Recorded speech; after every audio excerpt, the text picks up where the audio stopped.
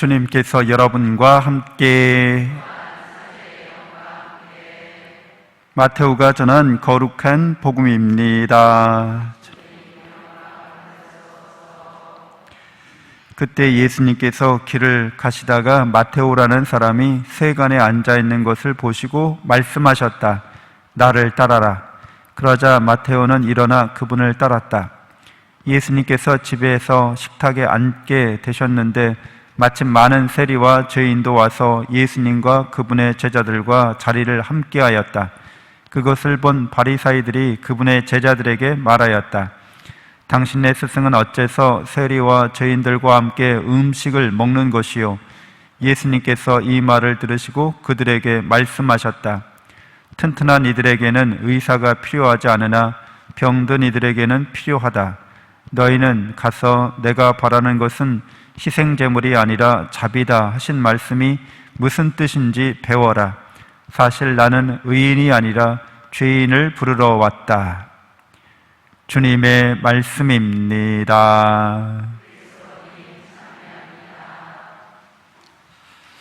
찬미 예수님, 하나님의 복동이 고맙습니다. 고맙습니다. 고맙습니다. 네. 성경 통독, 우리 바오로 사도의 순환 이야기인데 사도행전 21장서부터 24장까지입니다. 바오로 사도가 3차 전교 여행을 끝내고 이제 예루살렘으로 향하는데 예루살렘으로 가지 말라는 신자들의 권유를 듣습니다. 바오로 사도도 예루살렘에 가면 당신이 순환을 받으실 것을 알지만 예루살렘에 성령의 인도로 가신다고 그렇게 말하고 있어요. 곧 우리는 예루살렘이라고 하는 어떻게 보면 유다인들의 정신적인 고향이죠. 늘 신앙적인 성소가 있는 곳입니다. 그래서 바오로 사도는 예루살렘에서 적어도 자신이 전하고 있는 사도행전에 따르면 새로운 길이라고 말하는 나자렛 분파라고 말하는 그 예수님에 관한 자신의 믿음을 아마도 받아들일 수 있게끔 적어도 인정하거나 묵인할 수 있게끔 하고 싶은 그런 희망도 있었으리라고 봅니다. 근데 역시 예상대로 만만치가 않은 거죠. 율법주의자들은 바오로 사도를 성전에서 보자마자 이제 그를 고발하고 소동을 일으킵니다. 우리는 살다 보면 우리 자신이 어느 시대에 태어났는지, 그래서 그 시대적 상황에서 어떤 경험을 했는지, 그리고 우리가 어떤 환경에서 자랐는지, 우리가 어떤 교육을 받았는지 굉장히 중요합니다. 왜냐하면 그러면 심리적 자아 정체성이라고 하는, 사회적 자아 정체성이라고 하는 게 생겨요. 그러니까 심리적으로도 사회적으로도 어떤 사람으로 만들어진다는 거예요. 그래서 테러리스트들 있죠. 이슬람 근본주의자들. 그런 시대적 환경 하에서, 그런 조건 안에서 그런 교육을 받으면 테러리스트가 되는 거예요. 아유, 나 저렇게 나쁜 사람들이 있어? 여러분들이 만약 그 사람과 같은 환경과 조건 안에서 자랐으면 그 사람과 크게 다르지 않을 수도 있습니다. 그래서 인간이라는 존재는 이렇게 그런 영향력을 피할 수 없다는 거예요. 그래서 이 율법주의자들도 이제 그런 시대적 경험을 하고 그런 교육을 받았기 때문에 이제 바오로 사도가 전하는 새로운 길에 대해서 이제 안 받아들이는 거죠. 여러분들은 마음으로 이렇게 어떻게 보면 마음의 눈이 있어서 이렇게 세상을 바라보고 있는 거예요. 관점이 있죠. 근데 특별히 이제 한국이라는 사회에도 여러 마음의 안경들이 있어요. 다 실제로 눈에 안경이 있는 게 아니라 마음의 안경들이 있는데, 색깔별로 이제 그 하나의 색깔의 안경으로 계속 사회를 바라보는 거죠. 세상을 바라보는 거죠. 그래서 나와 다른 안경을 낀 사람은 나의 적이 되기도 하죠. 자신들이 안경을 끼고 있다는 것을 모를 수도 있어요. 하도 태어날 때부터 그 안경을 씌워줬기 때문에, 그걸 벗은 적이 없기 때문에 늘 그렇게 생각하는 거예요. 그래서 어떤 때는 이제 세대 간 갈등이나 계층 간 갈등이나 이런 게 너무 심해서 불통과 갈등이 격화되는 그런 현상을 보기도 합니다. 그래서 인간이라는 존재는 그럴 수 있는 존재인데, 인간의 뛰어난 점은 어떤 거예요? 자기 스스로를 바라볼 수 있다는 거죠. 그렇게 안경 쓰고 있는 나 자신을 내가 보고 있다는 거예요. 볼 수 있다는 거고요. 그래서 안경을 벗을 수도 있다는 거예요. 안경 없이 그냥 있는 그대를 바라볼 수 있는 능력이 우리한테 있다는 거죠. 그래서 바오로 사도는 하느님의 사랑이, 그 사랑의 눈으로 성경을 봐야 되고 세계를 바라봐야 되고 인생을 바라봐야 된다고 얘기하는 거죠. 율법주의라는 그 안경을 이제 내려놓으라는 거죠. 이렇게 벗으라는 거죠. 율법주의는 여러분이 잘 아시는 것처럼 하느님의 사랑과 은총은 우리 민족에게만 특별히 선민으로서 선택된 민족이고, 우리 민족에게만 하느님의 말씀이 내렸고, 이 말씀을 우리가 법처럼 따르면 우리는 구원받을 거야, 이런 굉장히 협소한 생각인데, 그거를 그런 교육을 받고 그런 환경에서 자랐기 때문에 아주 편협하고 배타적이고 그리고 완고한 거죠. 어떻게 이렇게 사람이 좀스럽지? 왜 이렇게 답답하지? 근데 여러분도 그런 환경에서 자라면 그럴 수도 있어요. 인간이 이런 자기가 자란 환경과 조건의 영향력을 객관화시키고 그것을 성찰하는 능력을 적극적으로 이제 발휘해야 되는 거죠. 그걸 능력을 써야 됩니다. 그건 이제 우리가 그것을 이제 관상이라고 하죠. 관상기도. 회개한다고 해요. 근데 다 통하는 말이에요. 회개한다고 하는 거는 메타노이아라고 그랬잖아요. 메타노이아. 다 들어보셨죠? 왜 또 처음 듣는 것처럼. 메타노이아? 뭐지?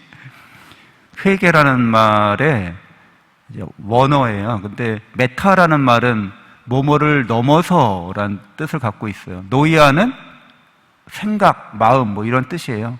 메타노이아 하면 뭐예요? 생각을 넘어서라는 거예요. 영적인 존재로서 네 생각을 넘어서 너 자신이 있다, 이런 뜻이죠. 결국에는 그러한 능력, 자기 마음을 들여다볼 수 있는 능력은 신적인 능력이에요. 네? 그거는 이런 동물적인, 물질적인 차원에서의 그런 일은 일어나지 않아요. 동물들은 자기가 한 행위를 우리처럼 성찰할 수가 없어요. 그냥 조건과 상황에 맞게 최적화된 행동을 하는 거예요. 생존 본능이 발휘돼서 그렇게 행동하고 나서는 절대 그걸 후회하지 않습니다. 인간은 자신의 생각이나 판단이나 결정이나 행위를 높은 곳에서 내려다보고 있다는 거예요. 이게 사랑에 맞는 행위인지를. 그래서 사랑에 맞지 않으면 가책을 느낀다는 거예요. 영적인 존재고 이게 신적인 능력이에요. 그래서 이 메타노이아라는 말을 기도 관상하고 제가 연결시켰는데, 관상한다는 말도 그런 의미예요. 그러니까 뭐예요? 볼관자에다가 뭘 쓰는 거예요? 생각상자거든요. 관상기도 그게 뭐냐면 생각을 바라보는 거예요. 양심성찰하고 비슷하죠? 근데 볼관자가 이제 관상기도 할 때 그 보는 그 관자는 여기서 좀 더 어려워지는데 정신 바짝 차리세요. 그 관은 그리스어로, 원어로 테오리아라고 해요. 테오리아. 그 무슨 뜻이냐면, 이거 그냥 말만 하고 이렇게 끝나는 게 아니라 설명을 해주잖아. 이렇게 또 자세하게 친절하게 설명해 주는 거예요. 단어만 여러분들이 말하는 게 아니라 단어가 어떻게 그런 단어 의미를 갖고 있는지 설명해 주는 거예요. 메타노이아처럼. 테오리아는 뭐냐면 테오스란 말은 신이란 뜻이에요. 하느님. 오리아는 보다란 뜻이에요. 그러니까 테오리아 그럼 무슨 뜻이 돼요? 하느님이 보다 이런 뜻이에요. 관상 기도는 하느님처럼 보는 걸 뜻해요. 하느님의 바라봄 이런 뜻이에요. 전지전능하고 전선하신 사랑의 하느님의 눈길로 그 눈길에 그 시선에 나도 가까이 가서 그렇게 보려고 하는 거예요. 그러면 세상은 진실하고 선하고 아름답다는 거죠. 사랑으로 충만되어 있다는 거예요. 영원한 생명과 행복이 주어져 있다는 거예요. 그래서 관상기도는 하느님의 바라봄으로 바라보려고 하는 거, 우리도 하느님의 시선과 같이 맞추려고 하는 거, 하느님의 눈길, 사랑의 눈길과 하느님의 마음과 내 마음이 이신전심이 되도록 그렇게 하는 그 행위를, 우리 마음의 상태를 관상기도 한다고 그래요. 그래서 자기 자신을, 자기 마음을, 심리적 자아를, 사회적 자아를 그렇게 바라보는 거예요. 그래서 이것은 모세가 하느님 만날 때 신발 벗는 행위와도 통해요. 신발을 벗는다는 거 뭐라고 그랬죠? 이력을 내려놓는 거거든요. 내가 언제 태어났고 어느 환경, 어느 조건, 어느 집안에서 어떤 가정 환경에서 무엇을 배웠고 어떻게 사회에서 뭘 성취했고, 이게 스펙이잖아요. 그거를 신발을 벗는다는 건 다 내려놓는 걸 뜻해요. 네? 마음을 텅 비우는 거예요. 아예. 그럼 뭐만 남아요? 순수한 영적 존재로서 내 마음을 바라보고 있는 자만 남게 하는 거예요. 하나님을 닮은 나만 남는 거거든요. 그게 하나님과 나와의 직접적인 관계를 드러냅니다. 아, 내가 하나님을 닮은 존재구나. 그렇게 신발 벗는다는 것은 나를 규정했던 모든 것들을 다 내려놔도 나는 있다는 거예요. 나는 있다. 진짜 있다는 거예요. 본래 나다 이거라는 뜻이에요. 나머지 내가 뭐 나이가 몇이고 뭘 배웠고 뭘 성취고 이런 것들은 일종의 라벨이죠. 붙인 거잖아요. 꼬리표 붙인 거잖아요. 내가 누군지를 설명하기 위해서 꼬리표 붙인 것들인데, 라벨 붙인 건데 그거 다 떼어내면 본래 내가 남는 거죠. 하나님을 닮은 존엄한 내가 남는 거죠.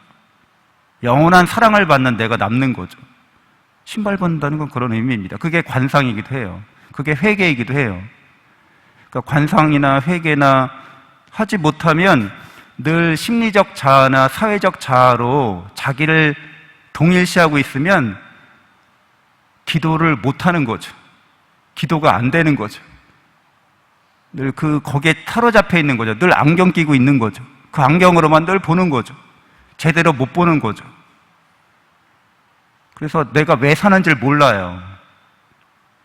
내가 어디에서 와서 어디로 가는지를 실제로 모르는 사람처럼 그렇게 살게 돼요. 동물과 같은 삶인 거예요.